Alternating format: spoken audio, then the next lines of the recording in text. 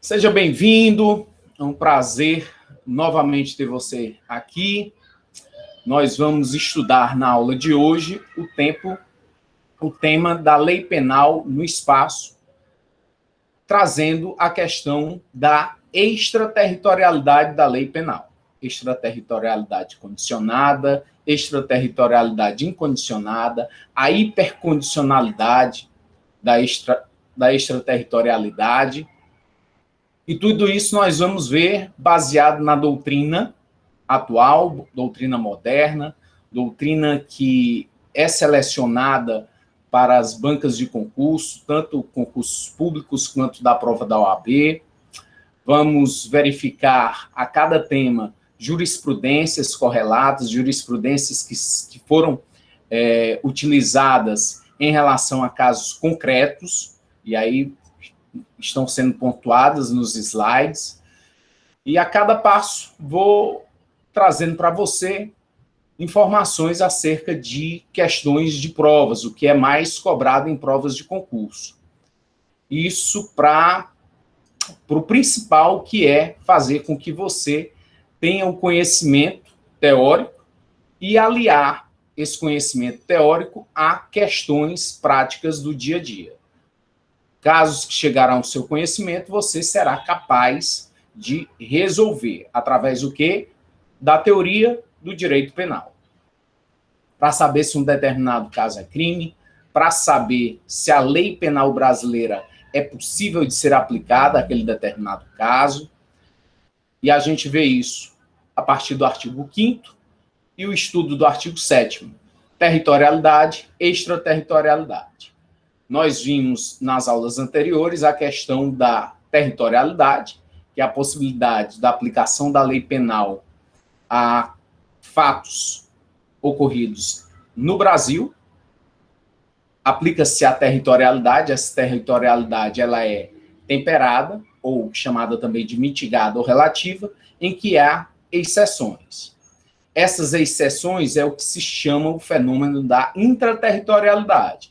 Possibilidade de casos ocorridos no Brasil não ser possível a aplicação da lei penal brasileira, e sim uma lei estrangeira, que é o caso dos diplomatas. Os diplomatas, eles têm imunidade absoluta, imunidade penal absoluta, portanto, os fatos que eles praticarem aqui, criminosos, não poderá vir a ter a lei penal brasileira a lhes abranger, salvo se o Estado, o qual ele represente, o diplomata, abdicar dessa imunidade e permitir que a lei penal brasileira possa ser aplicada ao diplomata que cometeu o crime aqui no Brasil. Senão, todas as informações seguem ao Estado que ele represente para que lá ele venha a ser julgado pela lei estrangeira em detrimento do crime praticado. Então, visto a territorialidade, visto a intraterritorialidade, nós passamos a ver a extraterritorialidade, que é o principal tema da nossa aula de hoje. A extraterritorialidade é a possibilidade de crimes ocorridos fora do nosso território de haver a legislação penal brasileira, a imposição da lei penal brasileira, mesmo a casos ocorridos fora do nosso território. Vou apresentar aqui um slide para facilitar o nosso entendimento acerca da matéria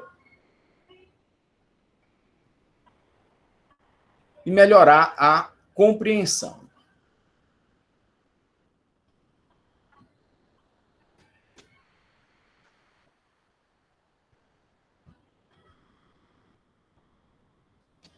O Brasil, ele se porta nas relações de direito internacional, conforme a Constituição Federal, em seu artigo 4º,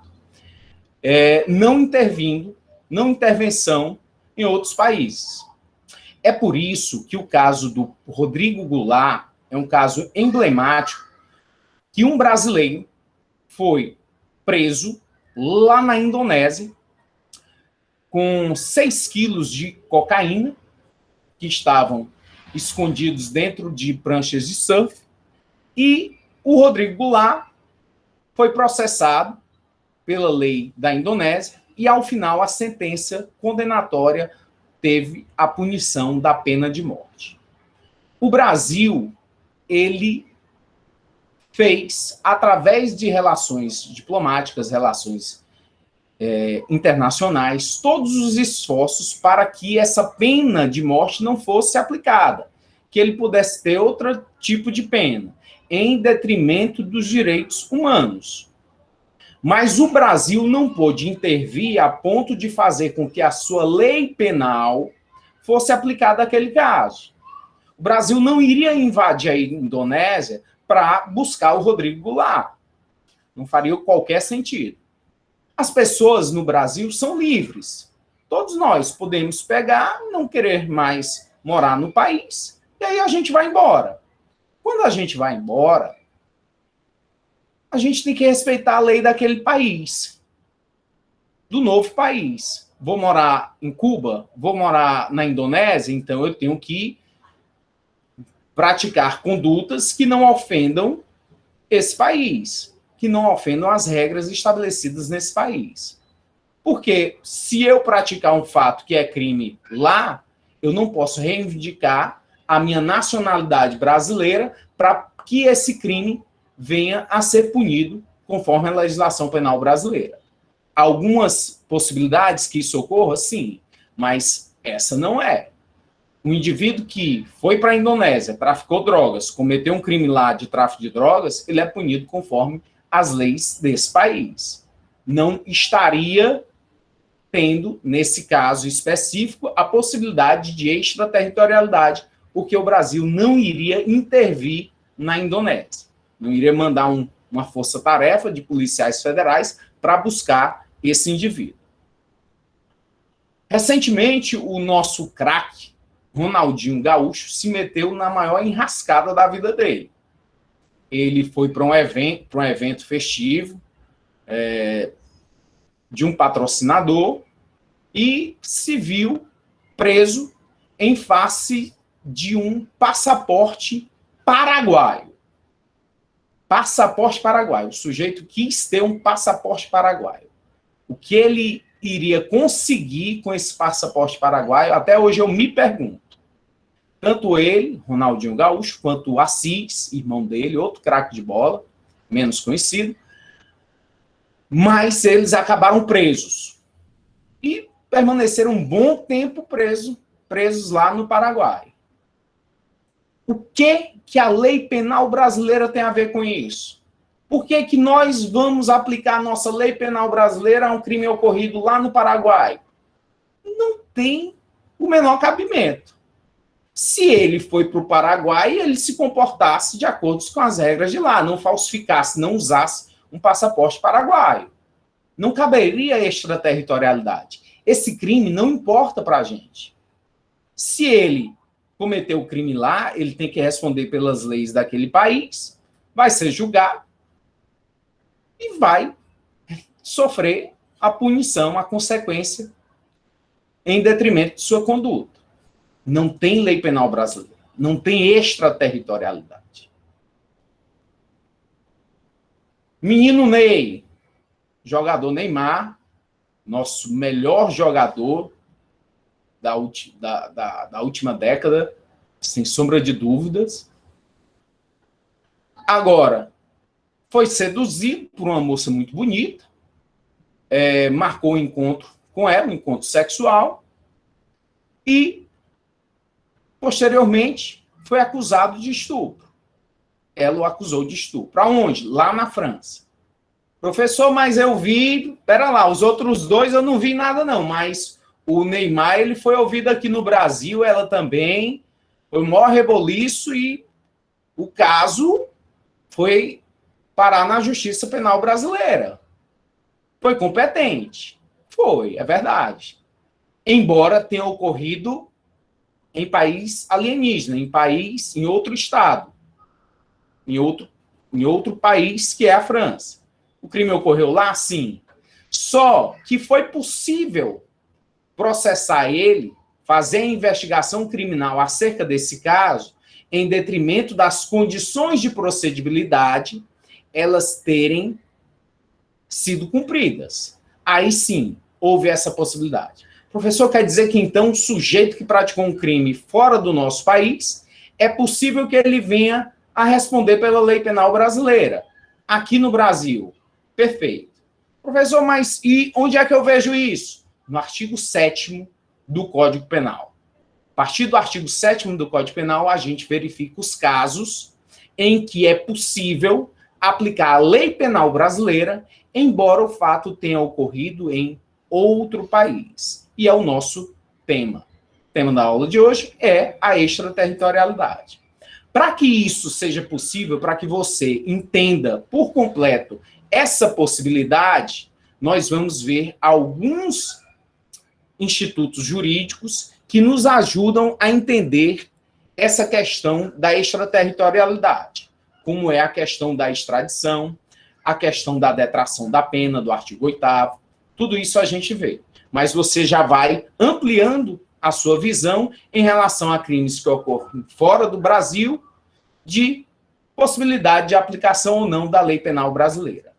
Normalmente, é quando importa ao Brasil.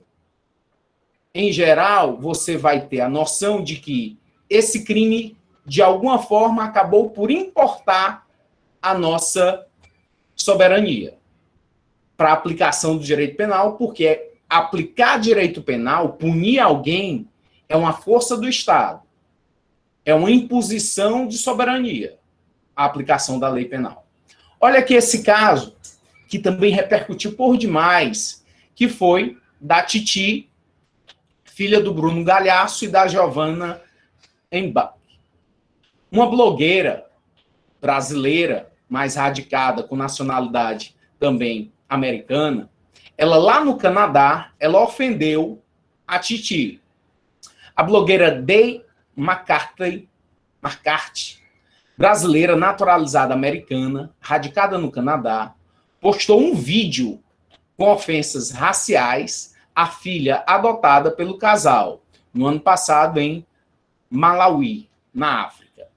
Chamou Titi de macaca, a menina é preta, tem um cabelo horrível, de pico de palha, e tem o nariz de preto. O povo só puxa o saco porque é adotada por famosos. A socialite questionou como 2 pessoas brancas dos olhos claros teriam uma filha negra. E aí, primeiro, o aspecto jurídico. Esse crime, ele foi ocorrido no Brasil ou no Canadá? Quando o crime é ocorrido no Brasil, não é extraterritorialidade, não confunda. Primeiro você verifica onde ocorreu o crime. Para você saber onde ocorreu o crime, você tem que perquirir o artigo 6º do Código Penal, para saber como o legislador penal, como ele adotou o lugar do crime, para saber se foi no Brasil ou não, justamente por crimes que são chamados crimes à distância, que passam por mais de um país. O artigo 6º do Código Penal, ele adotou a teoria da ubiquidade. Tanto faz ação quanto resultado. Se o resultado ocorreu no Brasil ou a ação ocorreu no Brasil, lei penal brasileira. No caso específico, a lei penal foi a brasileira, em detrimento de quê? Do resultado. O resultado, que foi a ofensa que chegou até os pais, a menina, teoricamente a menina, ocorreu aqui no Brasil. Portanto, princípio da territorialidade. O crime ocorreu no Brasil, não foi em outro território. Não há por que haver a extraterritorialidade, e sim a territorialidade. E aí tem a possibilidade de que dessa pessoa, dessa moça lá, blogueira, ser extraditada, que aí é um conceito novo que nós vamos ver, esse instituto jurídico da extradição. Vamos já entender. Então, aqui, no artigo 6º, considera-se praticado o crime no lugar em que ocorreu a ação ou omissão, no todo ou em parte, bem como onde se produziu ou deveria produzir-se o resultado. No caso, a ação foi praticada no exterior, mas o resultado foi no Brasil. Nos crimes cometidos via internet, a jurisprudência já se manifestou no sentido de que o local consumativo é onde são recebidas as mensagens eletrônicas. Esse caso muito triste, e tem essa questão aí da blogueira e essa dupla nacionalidade dela ser americana e ser brasileira, não impede que ela venha para cá. Não há qualquer restrição quanto a essa múltipla nacionalidade do brasileiro. Quando o brasileiro não quer mais a nacionalidade brasileira, ele pode haver a exclusão, mas ele tem que fazer isso de forma formalizada. Ele tem que formalizar a perda da nacionalidade. Só ocorre quando ele faz uma expressão formal de manifestação de que não quer mais a nacionalidade brasileira. No caso aí, é possível que o Brasil extraditar essa brasileira que está lá no Canadá para ela vir a responder pelo crime aqui no Brasil. Mas, lógico que é um caso muito triste, muito, muito feio, e o racismo tem que ser sempre combatido. Não basta você não ser uma pessoa preconceituosa. Você tem que combater o racismo. É mais importante combater. Mais importante que não ser racista é você combater o racismo. A extraterritorialidade, vou trazer aqui o conceito de extraterritorialidade, os princípios para a gente vir a entender essa possibilidade de extradição. Primeiro, a extraterritorialidade é a aplicação da lei de um país às infrações penais cometidas fora do território nacional.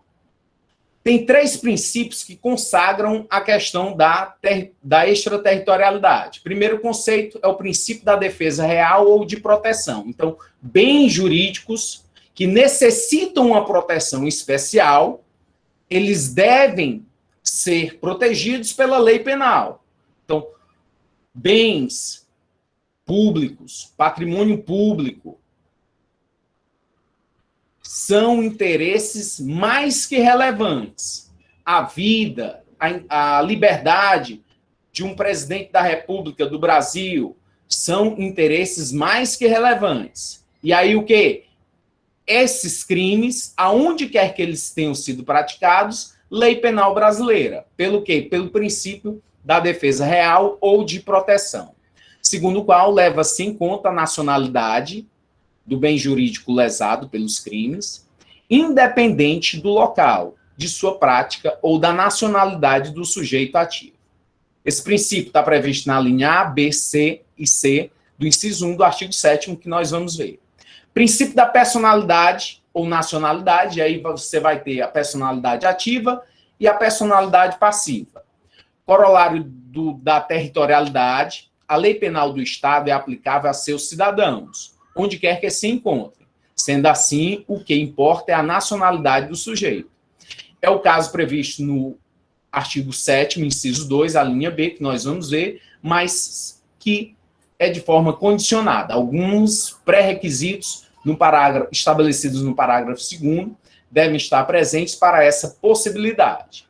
E o princípio da justiça penal universal, universalidade ou cosmopolita, determina o poder de cada Estado de punir qualquer crime, seja qual for a nacionalidade do infrator e da vítima, ou o local de sua prática. Contudo, deve o infrator encontrar-se dentro do território de um país. Esse princípio da justiça penal universal, ele está baseado em um mundo sem fronteiras, onde todos os países devem empreender esforços no sentido de buscar punir aqueles indivíduos que praticam certos crimes, porque esses crimes, eles ofendem não apenas esse país, mas toda a universalidade, todos os países.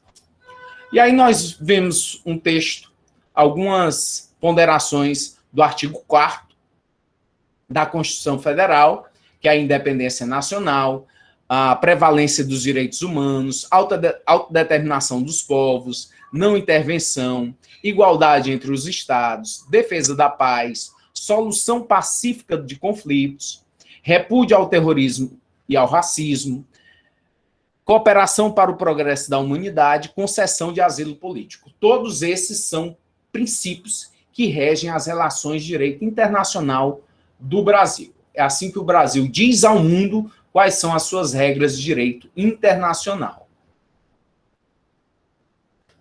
E aí nós entramos na extradição, esse instituto jurídico da extradição. Agora, tenham muito cuidado. Tinha vigência a lei do Estatuto do Estrangeiro, que era de 1980. Essa lei já foi revogada.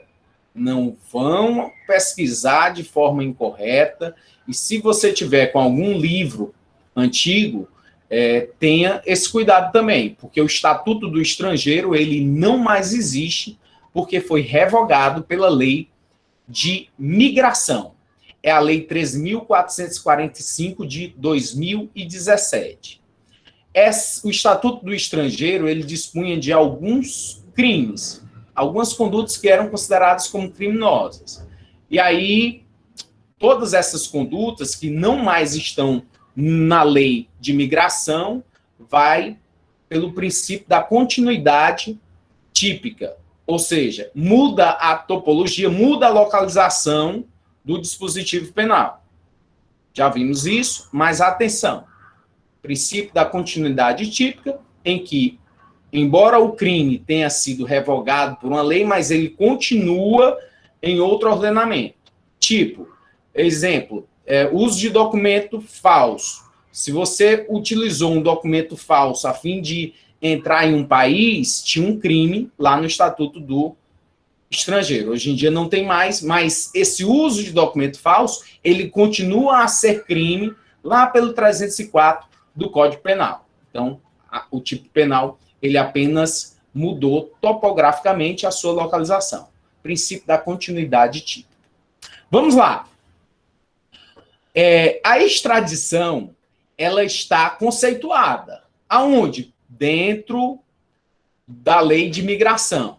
Que às vezes a gente se recorre à doutrina. Mas se o próprio legislador já traz essa interpretação autêntica, em que ele descreveu o conceito, fica ótimo.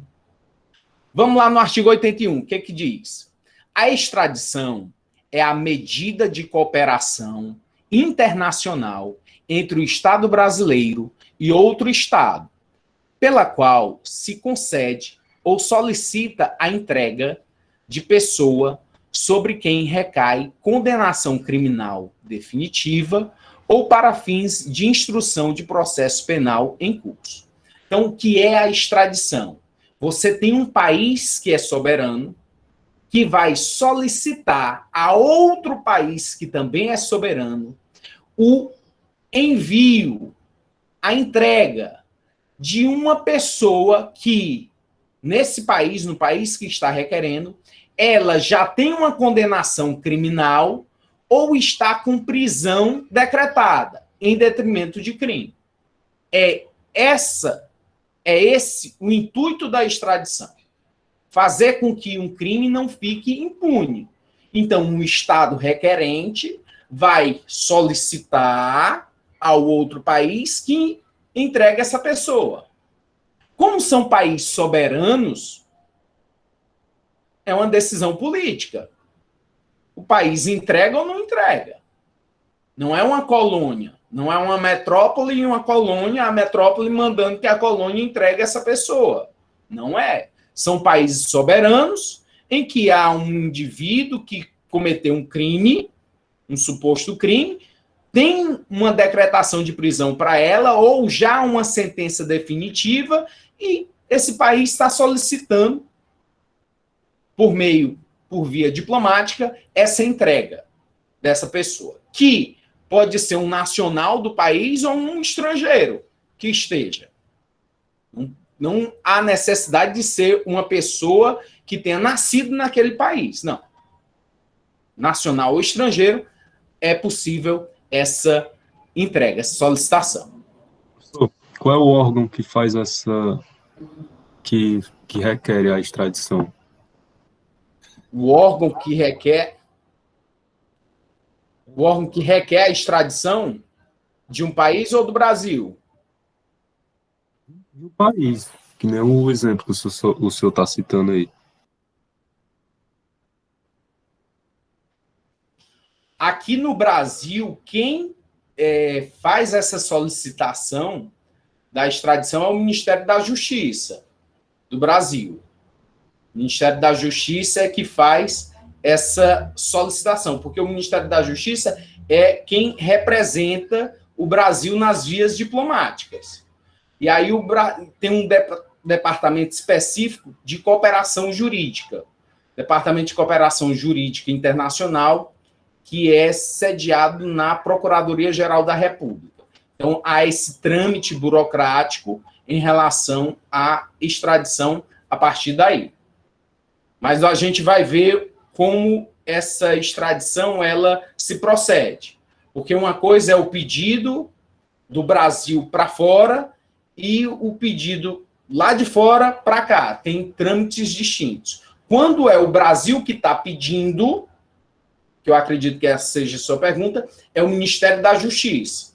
O Ministério da Justiça do Brasil é que vai encaminhar esse pedido, e aí o Departamento de Cooperação Jurídica Internacional faz chegar à Procuradoria-Geral da República para enviar, certo? E aí o contrário, quando vem esse pedido, ele tem que ter, vem para o Ministério da Justiça, passa pela Polícia Federal, mas é o Supremo Tribunal Federal quem vai avaliar e verificar as condições de procedibilidade, se é plausível a extradição, e o Supremo Tribunal Federal, ele faz uma avaliação jurídica.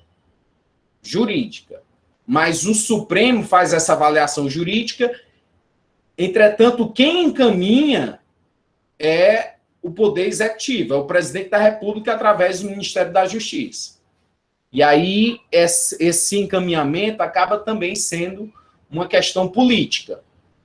O STF, Supremo Tribunal Federal, ele avalia a situação jurídica, diz que está ok, e aí cabe ao Poder Executivo, Presidência da República, através do Ministério da Justiça, o encaminhamento, a entrega desse indivíduo, através da Polícia Federal. Quando o Brasil faz esse requerimento, o presidente da República também está envolvido, né? Não é só o Ministério da Justiça, não. Quando o Brasil pede ou quando ele recebe o pedido? Perdão. Ele pede. Quando o Brasil pede. Quando o Brasil pede, primeiro tem que ter a sentença penal condenatória ou uma prisão já decretada. E aí vai o ministro da Justiça, chega até o Ministério da Justiça para que haja essa solicitação através da extradição. O Ministério da Justiça já tem uma delegação e competência para isso, para fazer essa interlocução junto ao outro país, a fim de recepcionar, de trazer esse extraditando. O artigo... Obrigado, Gabriel. Não Excelente. tem interferência O senhor tem... O senhor tem algum exemplo de extradição ativa? Tem, a gente Porque a gente tem bastante exemplo de extradição passiva. Normalmente os países solicitando ao Brasil, a gente vê constantemente assim que eu falo, é que a mídia noticia mais, né? A questão da extradição passiva e agora ativa. É verdade. Eu separei aqui algumas jurisprudências para a gente ver, porque nos livros você não encontra, Geodson. E pouco na mídia também é falado, mas eu busquei aqui, pesquisei e vou mostrar aqui para você algumas jurisprudências dessa possibilidade. Mas já, só um instantinho. Vamos aqui ver como a Constituição Federal trata da extradição. No inciso 51 e 52, e é bom ficar atento a eles, a Constituição Federal fala sobre a questão da extradição. Inciso 51 do artigo 5º. nenhum brasileiro será extraditado. E aí e essa é uma dica para provas de concurso que você for fazer, tanto OAB quanto provas de concurso, que quem está na banca examinadora, quem elabora a questão de concurso, não vai para a regra, vai para a exceção. Ele vai te questionar se tu sabe a exceção, porque a regra é fácil, mas a exceção é que vai pegar, que pode pegar o candidato. Então, fique sempre atento a isso. Qual é a regra, então? A regra é que nenhum brasileiro pode ser extraditado. Chega, então, um país estrangeiro, tem um brasileiro que cometeu um crime lá fora, mas ele está aqui no Brasil, foragido, há uma solicitação de extradição, mas o Brasil não vai poder extraditar. Por quê? Porque a Constituição veda. O brasileiro, ele não pode ser extraditado. Ok, regra. Exceção a essa regra, existe? Sim. Onde é que está? Inciso 51 do artigo 5º da Constituição. Salvo a exceção, o naturalizado. Quem é o naturalizado? Aquela pessoa que mora aqui no Brasil e aí está conseguindo a naturalização. Eu estou respondendo um crime lá no meu país e eu acho que vai ser mais seguro se eu conseguir logo a naturalização brasileira. Eu quero dar um pulo do gato. Será que isso vai me salvar? O texto da Constituição diz: salvo o naturalizado, em caso de crime comum, praticado antes da naturalização.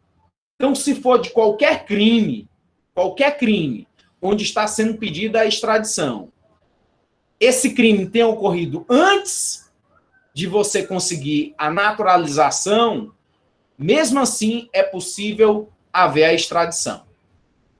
O sujeito ganhou a naturalização, ele agora é brasileiro, não é brasileiro nato, é brasileiro naturalizado, e aí ele tinha crimes anteriores.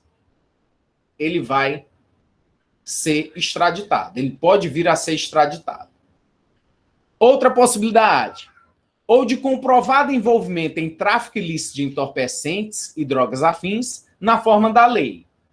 A questão do comprovado envolvimento em tráfico ilícito de entorpecentes e drogas afins na forma da lei, tanto quando ele já antes de ganhar a naturalização ou depois de já ter ganho. Ele conseguiu se naturalizar, mas se ele estiver respondendo a tráfico ilícito de entorpecentes e de drogas, ele vai poder ser extraditado. Inciso 52. Porque crimes comuns praticados antes da naturalização. Tráfico de drogas tanto faz antes quanto depois da naturalização. Está bem claro. Essa é a exceção à regra da extradição do brasileiro não poder ser extraditado. Então, o brasileiro nato, ele que nasceu no Brasil, tem cidadania brasileira, não pode. Se ele conseguiu a naturalização brasileira, se naturalizou brasileiro, em crimes ocorridos antes de ter conseguido a naturalização, ele pode ser extraditado. Tráfico ilícito de drogas, antes ou depois, o Brasil pode extraditar. Inciso 52. Não será concedida extradição de estrangeiro por crime político ou de opinião. Então, há uma vedação em relação ao crime, a qualidade do crime. Que crime? Político ou de opinião. Salvatore Catioli, ex-dono do Banco Marca, foi condenado a 13 anos de prisão em abril de 2005 pelos crimes de peculato e gestão fraudulentas de instituição financeira, após ter ficado foragido na Itália por quase 6 anos, país que negou o pedido de extradição do governo brasileiro. Catiola foi extraditado ao Brasil pelo Principado de Mônaco em julho de 2008. Então, esse sujeito, Salvatore Catioli, ele tinha um mandado de prisão aqui no Brasil por conta das fraudes financeiras que ele praticou, fugiu para a Itália, ficou lá foragido. A mulher dele ficou, quero ir para Mônaco, quero assistir a corrida de Fórmula 1. Ele foi e lá apareceu o mandado de prisão da Interpol, fica lá vermelho, mandado de prisão para ele. E aí, lá no Principado de Mônaco, ele foi preso, contactaram a Polícia Federal do Brasil, foram buscá-lo, e aí ele respondeu ao que devia aqui no Brasil. Portanto, acabou havendo a extradição. E o detalhe aí é que a Itália, onde ele estava foragido, não fez a entrega. A Itália é um país soberano e entendeu que ele era italiano e não ia mandar o seu nacional. Ok, é um país soberano. O Brasil tentou. Fez o pedido de extradição, mas foi negado. O Brasil vai invadir a Itália por conta disso? Vai romper todas as relações internacionais com a Itália? Não vai. São acordos internacionais. Tratados que são feitos, que são desmanchados ou que acabam não ocorrendo. A extradição não pode ser concedida em alguns casos que são especificados no artigo 82 da Lei de Imigração, Lei de 2017. Não se concederá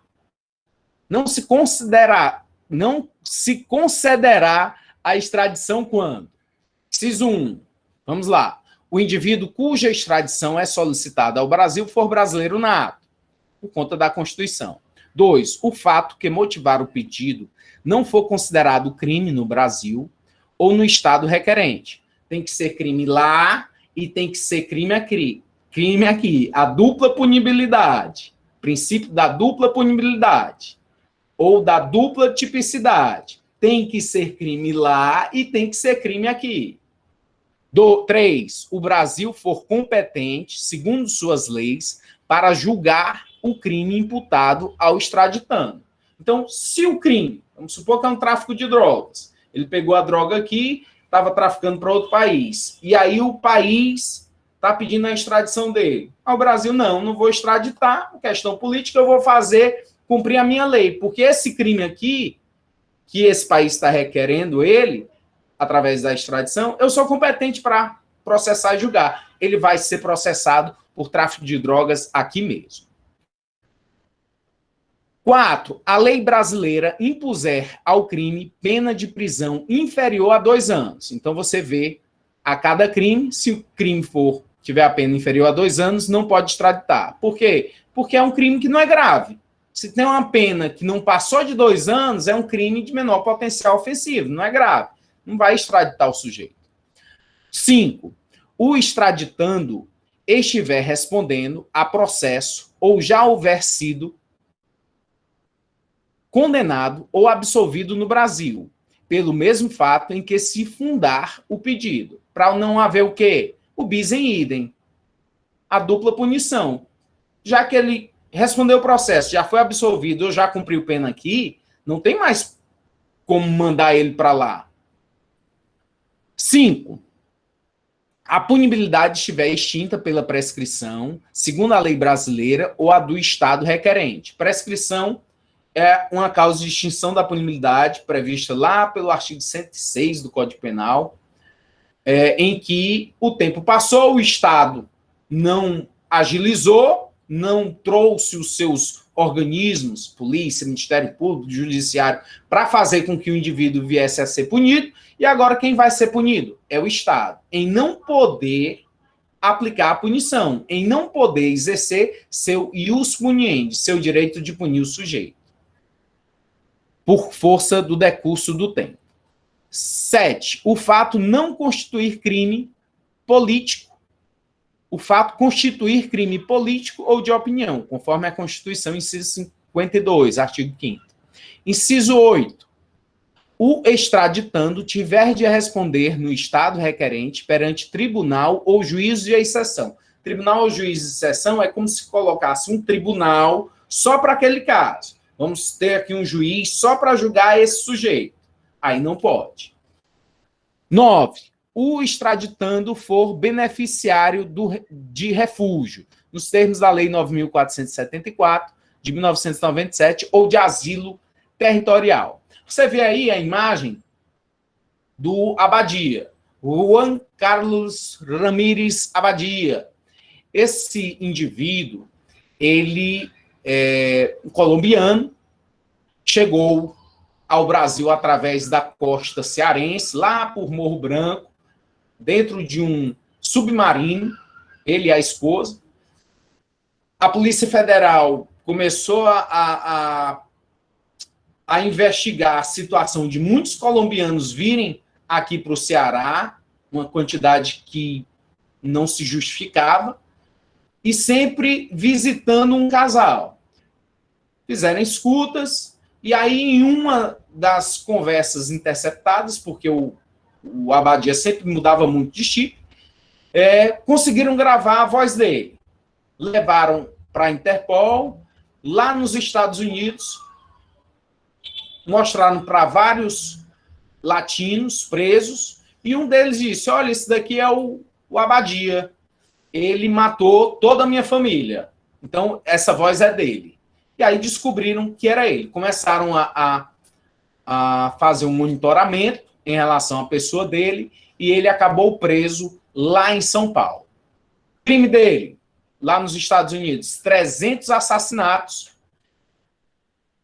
300 assassinatos na América Latina e 15 nos Estados Unidos. Líder do cartel Vale del Norte. Em 10 anos, movimentou mais de $1 bilhão, envio de 1 tonelada, de mais de 1.000 toneladas de cocaína para os Estados Unidos. Preso em 7/8/2007 e extraditado para os Estados Unidos em agosto de 2008. Brasil tinha pedido de extradição da Colômbia e dos Estados Unidos.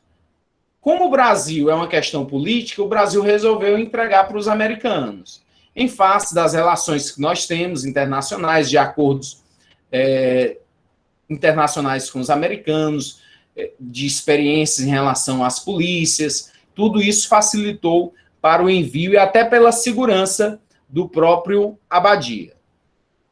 Outro caso que... Professor. Oi, Jobson. Uma dúvida. Com relação à extradição passiva, né? O Brasil recebe uma solicitação de um outro país estrangeiro. E ele nega o pedido em virtude do princípio do bis idem, né? Da dupla punibilidade. Aí, nesse caso, essa pessoa não é extraditada e continua no nosso país. Em um certo momento da vida dele, ele chega àquele país que solicitou a extradição dele. Nesse momento lá, ele pode ser preso e ele sendo preso, o Brasil pode interceder por ele ou não? Se ele não está mais no Brasil, resolveu sair daqui e ir para outro território, o Brasil não há por que estar interferindo nessas relações. Não teria interesse o Brasil em relação a essa pessoa. Ele sabia que tinha esse processo lá no outro país, resolveu ir. Foi o caso que aconteceu com aquele George, que era do trem pagador lá na Inglaterra. Ele passou quase a vida toda aqui no Brasil, e o Brasil não concedeu a extradição para a Inglaterra. Quando ele estava muito doente aqui no Brasil, ele resolveu ir para lá, para a Inglaterra. Por quê? Para ter uma assistência melhor de saúde. Que ele sabia que iria ser preso lá, mas que teria todas as condições arcadas de saúde pelo Estado da Inglaterra, pelo país da Inglaterra. Isso aconteceu, um caso semelhante ao que você está narrando. Ok? Obrigado, Jobson, pelo questionamento. Aqui é o caso do César Batista, também famoso, de grande repercussão. ele foi condenado lá na Itália à prisão perpétua em 1993, sob a acusação de ter cometido 4 assassinatos na Itália, nos anos de 1970. Fugiu para o Brasil, antes ele tinha ido lá para a França, ficou foragido um tempo na França, escrevendo livros policiais, e aí os franceses acabaram expulsando ele, e nesse processo ele resolveu vir aqui para o Brasil.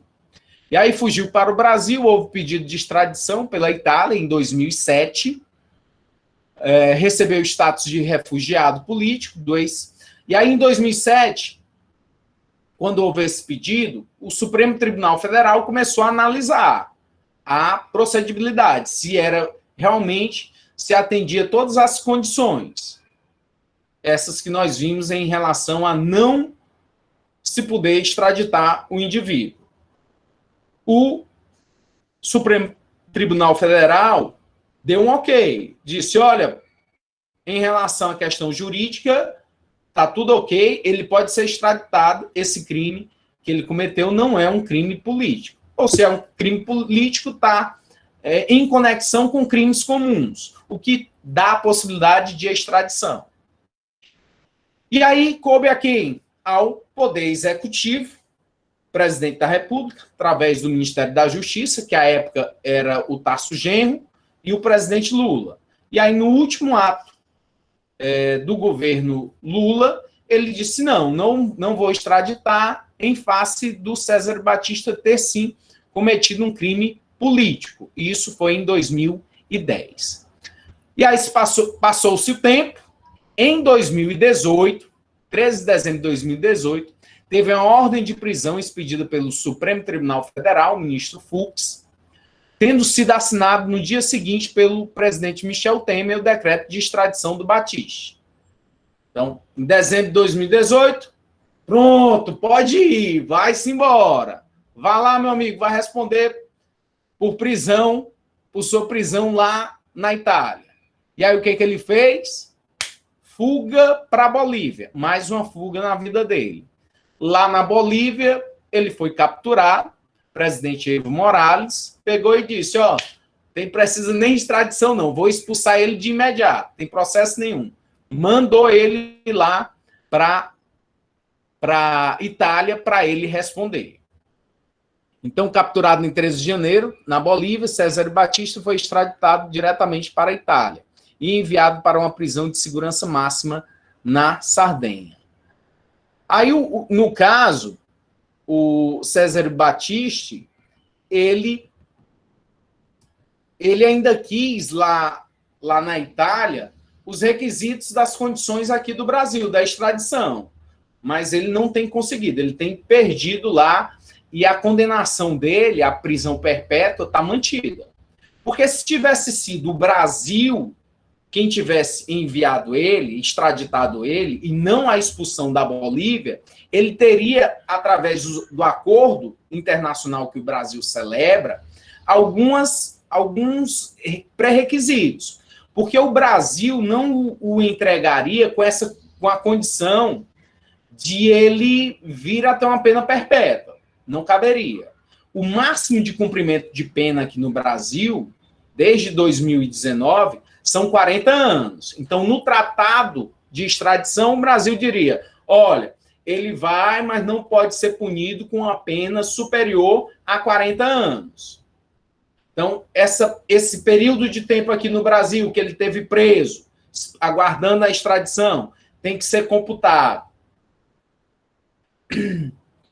E aí, o Brasil teria, então, feito todas as condições de limites da sua lei para essa possibilidade de extradição, como não aconteceu em relação à Bolívia. Mas para o César Batista também isso é indiferente, porque ele já é uma pessoa com uma certa idade e não vai durar esse tempo todo. Os 40 anos não faria diferença para ele. Mas caso tivesse sido através do acordo brasileiro, ele teria ainda essa possibilidade de ter esses requisitos em relação à lei penal brasileira. Professor, então, com base na sua explanação, sempre a palavra final é do presidente, né? Mesmo o STF analisando, dando ok, cabe ao presidente decidir no final, não é isso? Perfeito. Sempre é do Poder Executivo esse envio, essa entrega, em detrimento de ser uma questão política. Outra coisa que está acontecendo agora recentemente é a questão também da questão da Venezuela. Muitos venezuelanos, essa questão da crise política, estão solicitando asilo político ao Brasil, né? Sim. Muitos. Uma questão terrível lá na Venezuela e deságua ali na fronteira. Isso, ali no Acre, aquele lado ali, sempre bastante problema ali. Principalmente para quem já vem com alguns problemas sociais e ter que acolher bastante gente, né? Perfeito. Ó, um exemplo aqui, e essa é uma jurisprudência que eu acho que cabe no que você estava questionando em relação à extradição ativa, né? E não apenas na passiva. Um julgado do Supremo Tribunal Federal, lá era uma ação, foi agora de 2020, maio de 2020, o delegado da Polícia Federal do Brasil, ante a atuação da Organização Internacional de Polícia Criminal, Interpol, representou pela custódia preventiva, prisão preventiva, para a extradição do nacional libanês Assad Ahmad Barakat. Em 5 de 9 de 2019, um mandado de prisão expedido pelo juiz penal do Paraguai, considerando a prática dos crimes previstos nos artigos 251, produção imediata de documentos públicos com conteúdo falso, e 252, uso de documento público de conteúdo falso, do Código Penal paraguaio. A finalidade da prisão preventiva para a extradição é assegurar a entrega do estrangeiro ao Estado requerente. 2.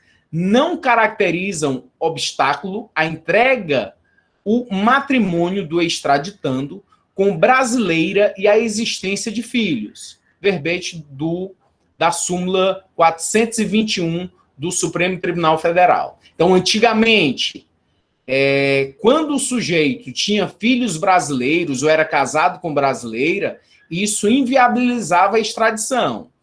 Essa súmula 421 do Supremo, ela diz que não, pode ser extraditado mesmo tendo filhos ou esposa brasileira.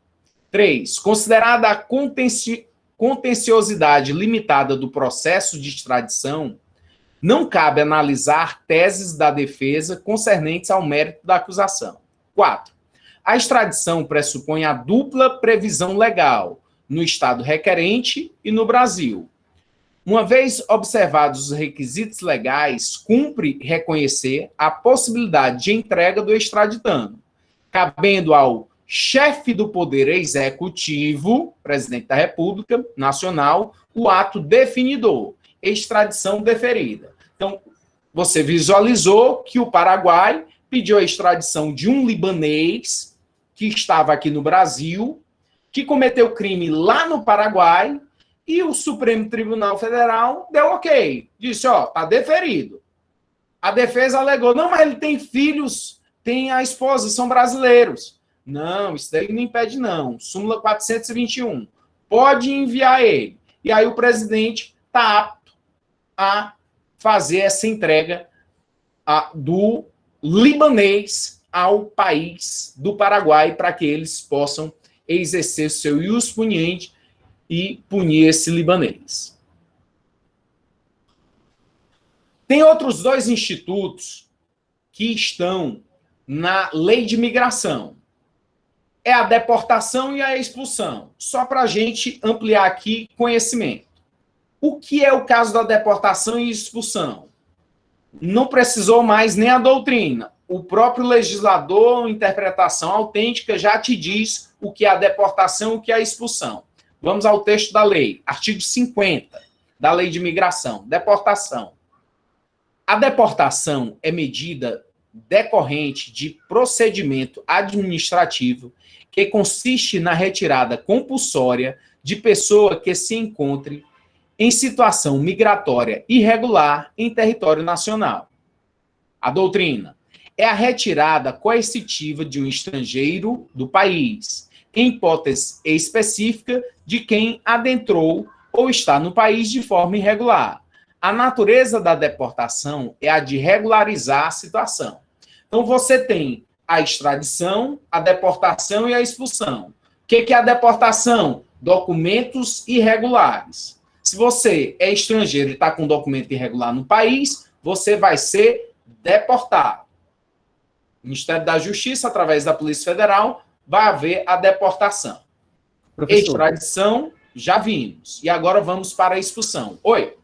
posso citar um exemplo com relação à deportação? Pode, deve. Eu participei de uma situação ali na Avenida Beira-Mar de 2 bolivianos, certo? Estavam causando problemas ali, o casal estava alcoolizado, acabamos levando ele para a Polícia Federal. Quando chegou lá, foi aplicada uma multa, porque a mulher se encontrava há 3 meses de forma irregular, o passaporte dela já tinha vencido, certo? Foi aplicada uma multa que por dia já dava o dobro, só pode chegar, se eu não me engano, a 11 mil reais. E ela ia sair do país voluntariamente, devido a alguns tratados, entendeu? Na América do Sul, acho que é o Mercosul. Resumida, foi uma ocorrência que eu achei totalmente vaza, entendeu? No sentido que nada foi resolvido naquele momento. Aplicada uma multa, que quando ela decidiu sair do país, para ela retornar, ela vai ter que pagar. E eu achei assim, as medidas totalmente brandas, entendeu? Com relação ao que ela estava ocasionando ao país, entendeu? E aplicou simplesmente essa multa. Eu achei muito pouco diante da situação, entendeu? Perfeito. Na deportação, justamente, eles dão prazo para a pessoa organizar a sua saída.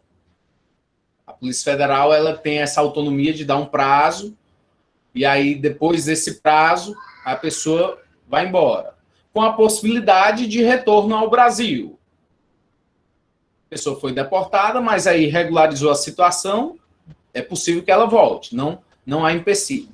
A questão da expulsão, também prevista no artigo 54 da Lei de Imigração. Olha o que diz. A expulsão consiste em medida administrativa de retirada compulsória de migrante ou visitante do território nacional, conjugada com o impedimento de reingresso por prazo determinado. Doutrina. É uma consequência de atitude incompatível com os valores e princípios que norteiam o funcionamento de um determinado país. Trata-se de um conceito de direito internacional e é uma manifestação de soberania. Deve ser aplicado aos estrangeiros que perturbem efetivamente a tranquilidade ou a ordem pública e constituam perigo ou ameaça para esta, ou se tornem seriamente inconvenientes aos interesses oficialmente declarados do Estado. Então, a expulsão é quando o sujeito é uma ameaça ao Estado, ao nosso país. Essa ameaça traz a inconveniência. Então, o que é que a gente vai fazer com ele? Ninguém está querendo ele. Ninguém está pedindo ele. Não é extradição. O que é que a gente vai fazer? Vai tirar ele daqui. Vai mandar ele embora. Para onde? Do país que ele veio, ou outro que o receba, mas a gente manda embora na expulsão. E aí tem um prazo determinado, porque não há esse sentido de poder existir pena perpétua. Como não existe pena perpétua, mesmo com a expulsão, você tem que dar um prazo determinado para que não haja o reingresso. E aí bota ele para pagar as custas que nós tivemos também, em relação à passagem aérea, e aí depois que ele pagar todas essas custas e expirar o prazo, é possível o retorno dele. O médico Abdelmaci, Roger Abdelmaci... Oi? Deixa eu fazer, o senhor citou agora que quando vai expulsar, né, que vai para o país lá dele, outro que o aceite. Quer dizer assim, que o país dele pode rejeitar, receber a criatura, o sujeito? Olha, pode. O país pode. Lá na Indonésia, o presidente pega e diz, não vou receber ele aqui não. E não recebe. Se mandarem aqui um avião com ele, eu vou abater o avião. O Estado pode fazer isso. E aí, faz-se o que com esse indivíduo? Aí, através das relações internacionais, o Brasil tenta, de todas as formas, o encaminhamento dessa pessoa. E aí são tratativas, é um procedimento difícil, complexo, mas o Brasil acaba conseguindo enviar essa pessoa. E normalmente envia para o país de onde ele veio, de onde ele proveio. Professor. Aí entra relações diplomáticas, né? Relações diplomáticas para resolver esse problema. Professor, mas o Estado brasileiro Obrigado não a você. O Estado brasileiro não pode se negar a receber um cidadão brasileiro, né? Não, o Brasil tem que receber o seu nacional. Se ele está devendo alguma coisa aqui, vai ter que se haver ao procedimento, ao devido processo legal, mas não essa possibilidade de não receber um nacional. Professor, o senhor já trabalhava na AESP na época da Soraya Varela e da Marlene Pio? Não recordo. Elas estavam concluindo a pena e as duas foram... uma, se eu não me engano, ela foi por livre conduta e a outra foi extraditada, não, como é que diz? Foi expulsa. Certo. Uma teve a passagem doada, né? As duas eram de Cabo Verde. Uma teve a passagem doada pelo Shalom e a outra, que foi expulsa, ela disse que não tinha como comprar a passagem. Na época eu acompanhei o caso. Excelente exemplo. Muito bom. E elas trabalharam lá, na época, na Academia de Segurança Pública. Perfeito. Então, vê que, como o Ceará, Fortaleza é uma cidade que recepciona muitos turistas, esses temas, eles acabam sendo recorrentes em exemplos. Você viu aí o Jobson falando dos bolivianos, agora você com essa lembrança também da expulsão, e acaba se resolvendo dentro de questões de relações internacionais. O Roger Abdelmaci, ele, ex-médico, acusado de estupro de 37 pacientes, 37 mulheres, condenado a 278 anos de prisão, e quando ele estava cumprindo pena, ia começar a cumprir pena, ele fugiu. E aí se foragiu lá no Paraguai. E aí o que o Paraguai fez? Aqui não é demorado. Manda ele lá para a fronteira, entrega ele lá na Ponte da Amizade e está tudo feito. Expulsa logo ele. Procedimento super rápido. Aqui no Brasil demora. Lá não. Não, é inconveniente, é uma pessoa que não é bem-vinda aqui, a gente expulsa. Agora nós vamos para o artigo 7º do Código Penal. Vamos adentrar, feitas essas considerações que são importantes, para você sintonizar a partir do momento, o crime foi lá fora, mas como é que faz para que esse indivíduo venha para cá? Você já sabe, através da extradição. E se o país não mandar, vai intervir? Não vai. Vai deixar...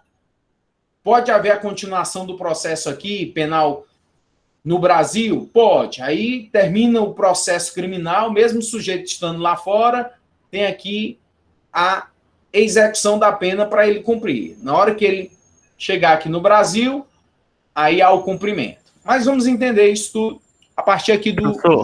Oi? Mas isso não seria o bis in idem? Tipo, a pessoa já cumpriu no estrangeiro, chegar aqui tem que cumprir de novo? Sim, seria.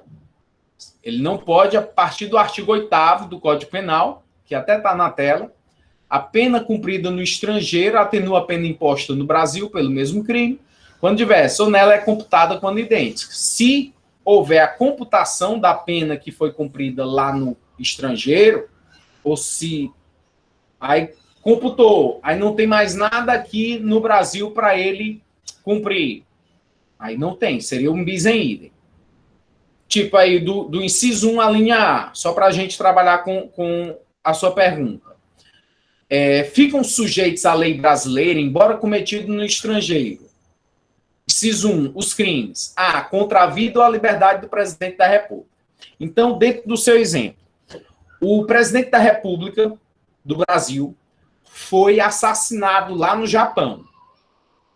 Lá no Japão, lei penal japonesa, eles estão fazendo procedimento criminal para punir o sujeito que matou o presidente da República Brasileira. E aí lá no Japão eles condenaram o indivíduo pelo homicídio a 10 anos. Aqui no Brasil, em detrimento do artigo 7º, inciso 1, a linha A, esse crime ocorrido lá no Japão vai ter que haver a aplicação da lei penal brasileira. Vai ter que haver aqui no Brasil um processo criminal, a apuração desse fato e o processo criminal desse indivíduo. E vamos supor que ele foi condenado aqui a 20 anos pelo assassinato, pelo homicídio praticado ao presidente da República.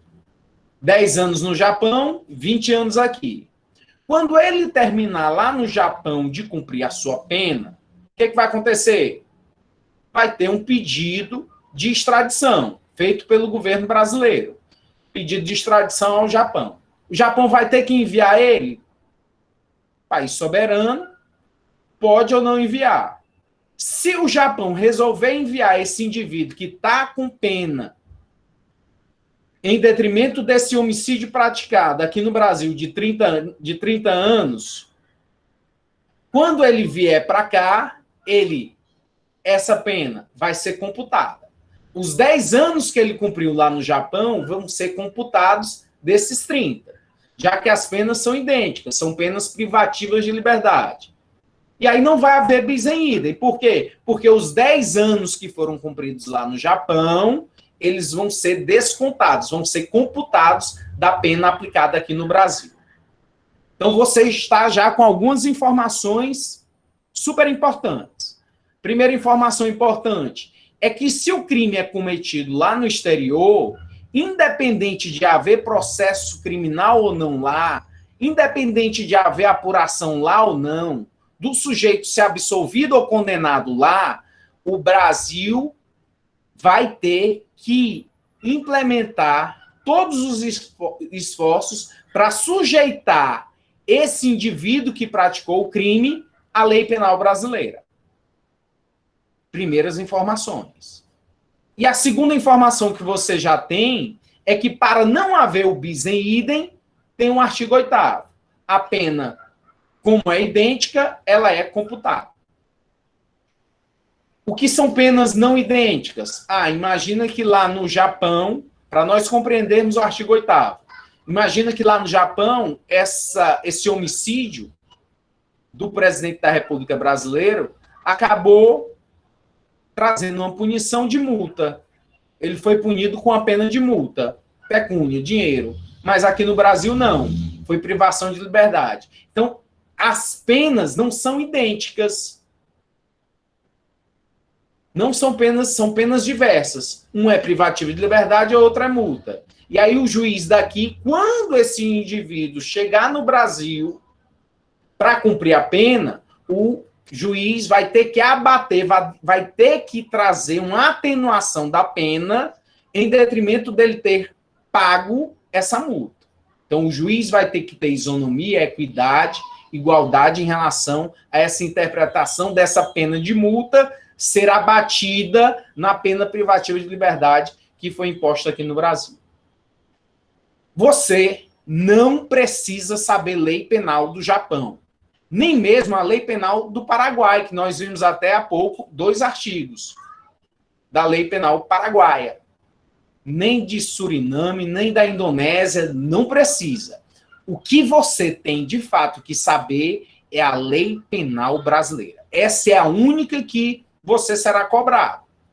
E aí você tem que saber que quando o crime for praticado contra o presidente da República, crime contra a vida, se tentarem matar, se matarem ele, contra a liberdade, se ele for sequestrado, vai ter que haver a aplicação da lei penal brasileira. Esse crime está sujeito à lei penal brasileira, então vamos fazer o processo aqui. E aí não se importe como vai ser provado, se vai ter provas, se esse indivíduo vai vir aqui para o Brasil para cumprir a pena, Você não tem que se importar com isso. A única coisa que é importante para você é saber que esse crime está, sim, sujeito à lei penal brasileira, portanto, aplicação da lei penal brasileira. A fato cometido em outro país, em outro território, porque é a extraterritorialidade incondicionada. O que é extraterritorialidade? Crime ocorrido fora do Brasil, fora do nosso território. Incondicionada. Não precisa de nenhuma condição de procedibilidade. Basta que tenha ocorrido o crime. Lei penal brasileira. Ok? Muito importante esses primeiros conceitos. E aí nós vamos aí na lei, a linha B do artigo 7º, inciso 1, que diz o seguinte: quais são os outros crimes que, embora cometidos no estrangeiro, ficam sujeitos à lei brasileira?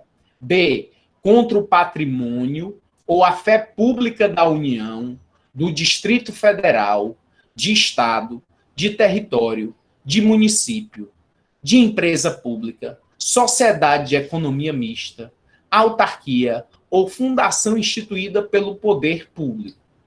Vou lhe dar mais uma dica preciosa. Preciosa. O que eu mais quero que você faça é que você entenda a matéria. Agora, infelizmente, quem elabora prova de concurso, ele não quer questões que haja recurso. Então, não basta entender. Você tem que saber ipsiliter. Você tem que saber exatamente o que a lei descreveu. E é um bom exemplo esse artigo 7º, inciso 1, a linha B. Porque nas provas, eles ficam alterando, mudando um ou outro. Para o quê? Para confundir o candidato.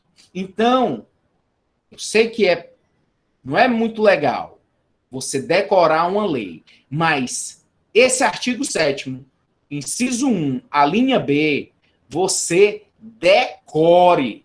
Você tenha ele na cabeça, porque é ele que pega todo mundo. Quando, por falta de imaginação, quem elabora com prova de concurso vai tentar te pegar justamente aí em todos essas entidades que, pelo patrimônio ou a fé pública, tem um interesse maior, um interesse lá do princípio da proteção, um princípio real de proteção que o Brasil elegeu.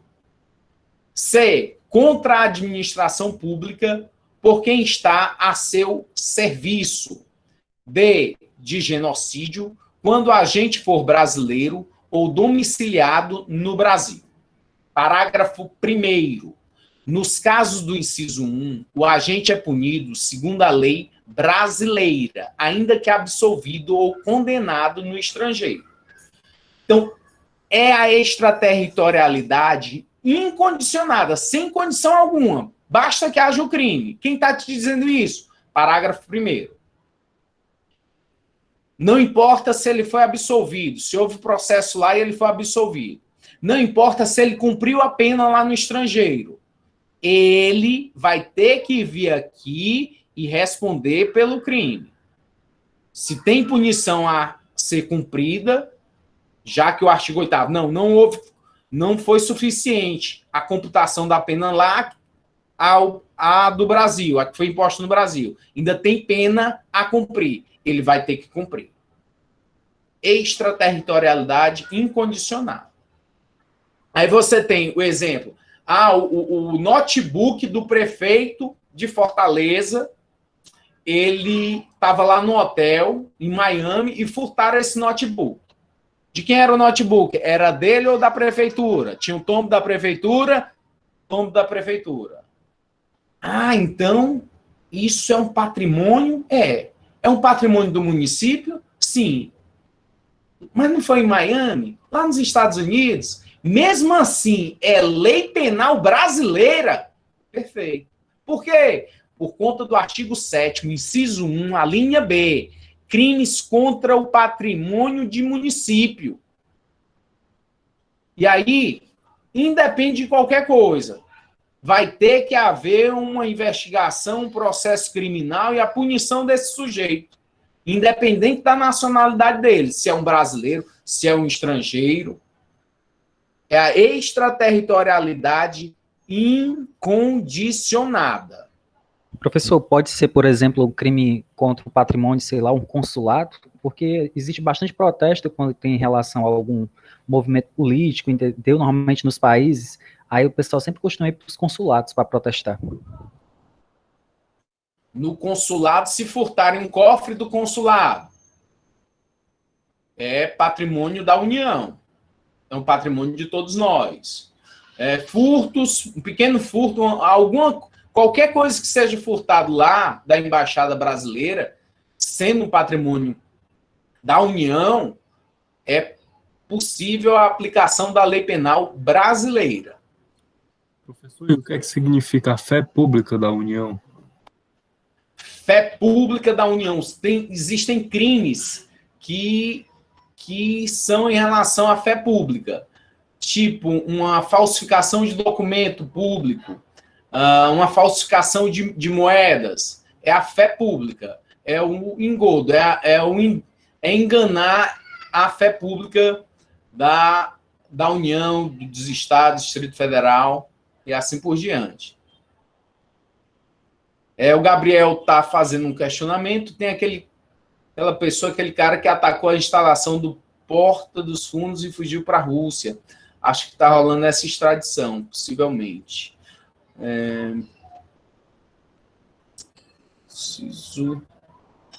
Vamos aqui, a gente volta aqui, Eduardo, também a explicar alguma coisa mais sobre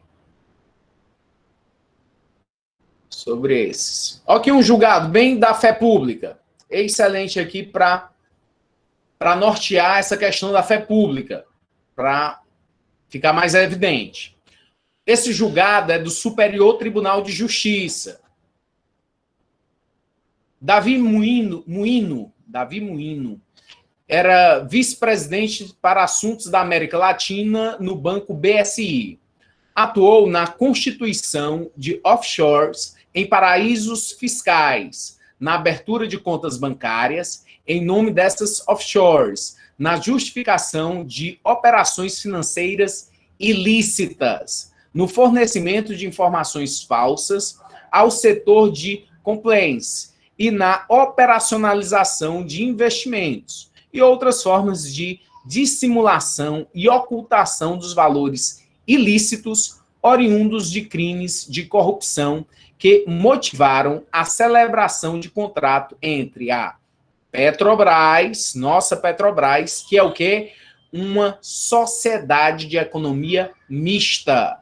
Sociedade de economia mista federal. Que está onde isso? Sociedade de economia mista, lá no inciso 1, a linha B do artigo 7º.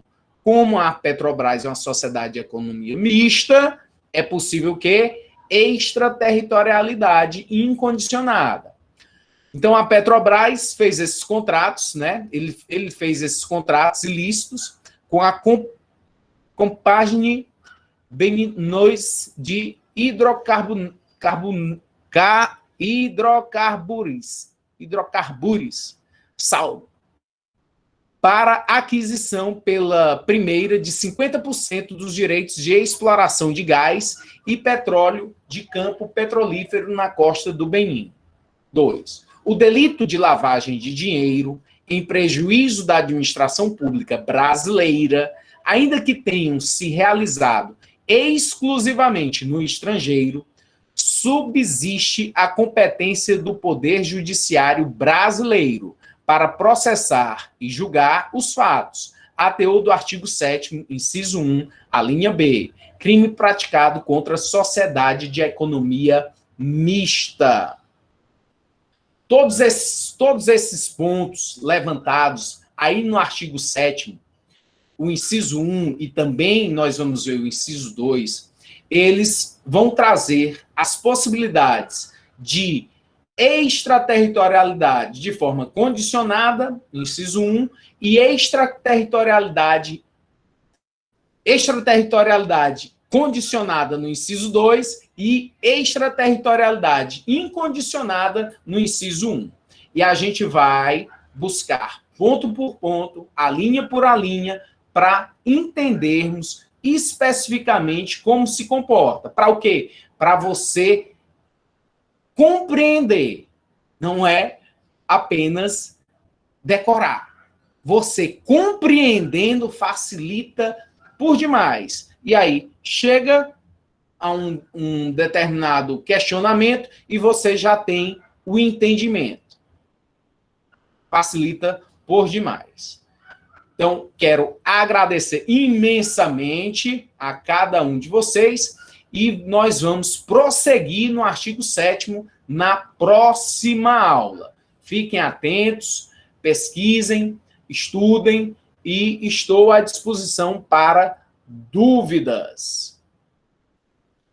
Quem